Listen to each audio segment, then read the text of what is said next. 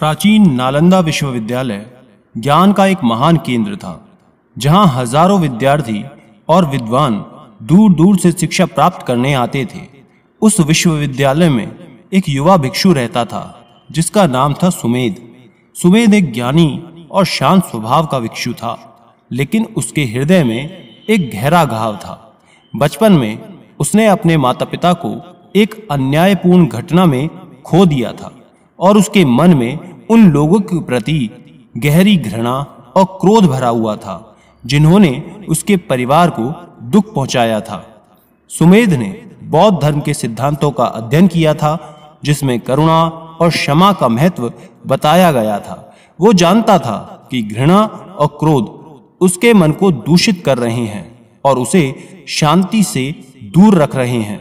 उसने कई बार कोशिश की कि वो अपने मन से इस नकारात्मकता को निकाल दे, लेकिन वो सफल नहीं हो पा रहा था। एक दिन नालंदा में एक प्रसिद्ध बौद्ध आचार्य आए, जिनका नाम था विमल कीर्ति।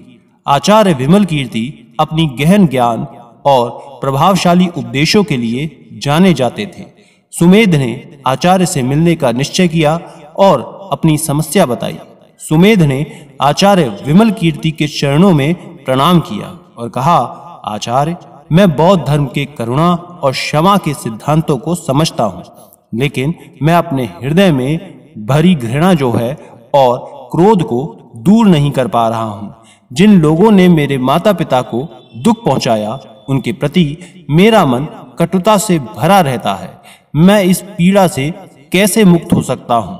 आचार्य विमल कीर्ति ने सुमेध की बात ध्यान से सुनी और फिर एक कहानी सुनाई। एक समय की बात है, एक गांव में दो मित्र रहते थे, जिनका नाम था अर्जुन और भीम। वे बचपन से ही साथ खेले थे और एक दूसरे पर बहुत विश्वास करते थे। लेकिन एक दिन एक गलतफहमी के कारण उनके बीच झगड़ा हो गया। क्रोध में अर्जुन ने भीम को कुछ कठोर शब्द कह दिए, जिससे भीम को बहुत दुख हुआ। भीम उस अपमान को भुला नहीं पाया। उसके हृदय में अर्जुन के प्रति घृणा की आग जलती रही।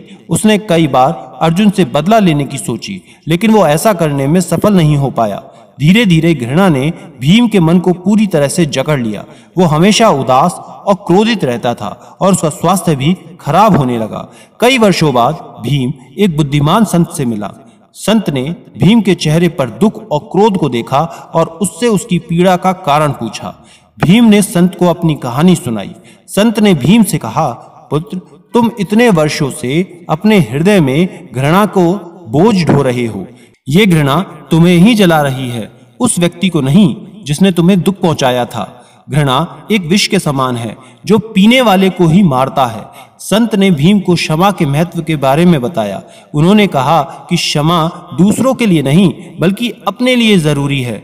जब हम किसी को क्षमा करते हैं तो हम अपने मन को नकारात्मक भावनाओं के बंधन से मुक्त करते हैं और शांति प्राप्त करते हैं।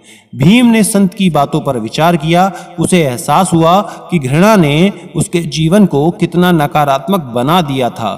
उसने अर्जुन को क्षमा करने का निश्चय किया। जब भीम ने अर्जुन से मिलकर उसे क्षमा कर दिया तो उसके हृदय से एक भारी बोझ उतर गया।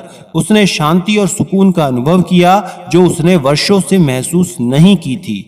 आचार्य विमल कीर्ति ने सुमेध से कहा, सुमेध, तुम्हारी स्थिति भी भीम की तरह है।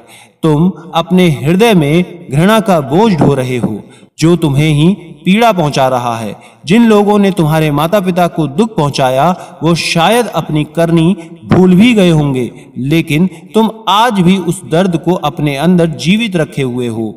आचार्य ने आगे कहा, क्षमा एक अमृत के समान है।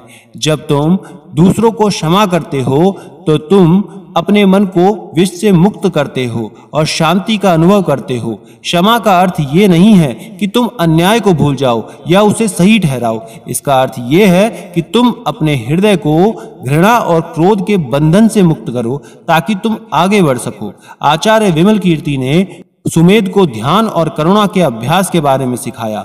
उन्होंने कहा कि ध्यान से मन को शांत किया जा सकता है और करुणा से दूसरों के प्रति सहानुभूति विकसित की जा सकती है। सुमेध ने आचार्य के उपदेशों को ध्यान से सुना और उन्हें अपने जीवन में लागू करने का निश्चय किया। उसने नियमित रूप से ध्यान का अभ्यास करना शुरू कर दिया और उन लोगों के प्रति करुणा का भाव विकसित करने की कोशिश की जिन्होंने उसके परिवार को दुख पहुंचाया था। शुरुआत में यह बहुत मुश्किल था। उसके मन में बार बार क्रोध और घृणा के विचार आते ही जाते थे, लेकिन धीरे धीरे ध्यान के अभ्यास से उसका मन शांत होने लगा। उसने ये समझना शुरू कर दिया कि क्रोध और घृणा केवल उसे ही नुकसान पहुंचा रहे हैं। समय बीतने के साथ सुमेध के हृदय में परिवर्तन आने लगा।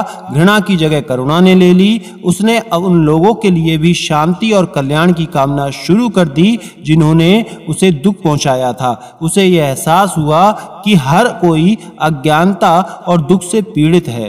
एक दिन सुमेध ने महसूस किया कि उसके हृदय से सारा बोझ उतर गया है। उसे एक गहरी शांति का अनुभव हुआ जो उसने पहले कभी भी महसूस नहीं की थी।